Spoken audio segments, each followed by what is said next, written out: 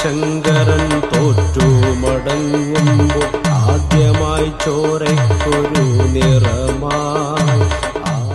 ശങ്കരനാരായണ ക്ഷേത്രത്തിൽ വിശ്രമം കഴിഞ്ഞ് ആദി ശങ്കരാചാര്യർ ഇതുവഴി വരും. ഗുരുവിന് അകമ്പടിയായി നിങ്ങൾ രണ്ടുപേരും മുന്നിൽ തന്നെ വേണം.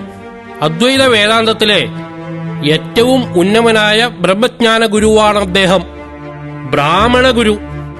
ഗുരുവിന് അകമ്പടിയായി നിങ്ങൾ രണ്ടുപേരും മുന്നിൽ തന്നെ വേണം. വല്ല കീജാതിക്കാരുമുണ്ടെങ്കിൽ അവരോട് മാറി നിൽക്കാൻ പറയണം.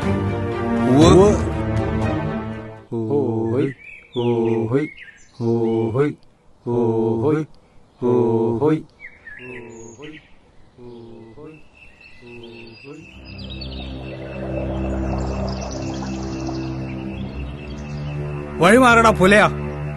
ഇതാരാ വരുന്നതെന്നറിയോ? ബ്രാഹ്മണ ഗുരു.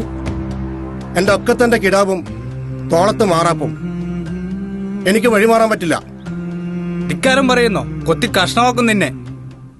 ഏങ്കളെ കൊത്തിയാലും ഈങ്കളെ കൊത്തിയാലും ചോര ഒന്നല്ലേ തമ്പ്ര. നീയൊന്ന് മാറി നിന്നാൽ എന്താ അലങ്കാര?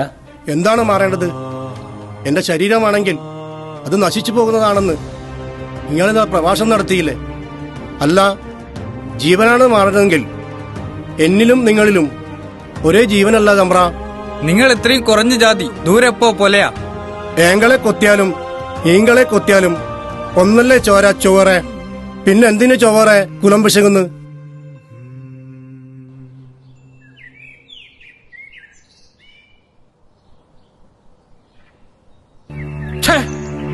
ബ്രാഹ്മണകുലത്തിൽ തന്നെ അപമാനം. ബ്രാഹ്മണഗുരു പുലയന്റെ പാദം നമസ്കരിച്ചെന്നോ? അതെ, നമ്മൾ ഈ കണ്ണുകൊണ്ട് കണ്ടതാ. ഒത്തി വീഴ്ത്താമായിരുന്നില്ലേ ആ പൊട്ടം പോലേനെ? വീഴ്ത്താമായിരുന്നു, പക്ഷെ ഗുരു വിട്ടില്ല. പുലയൻ ഇന്നവൻ ഗുരുവിനെ ചോദ്യം ചെയ്തു, നാളെ അവൻ ബ്രാഹ്മണ സമൂഹത്തെ ചോദ്യം ചെയ്യും. കത്തിക്കണം, കത്തിച്ച് ഭസ്മമാക്കണം, തെളിവ് പോലും ഇല്ലാതാക്കണം.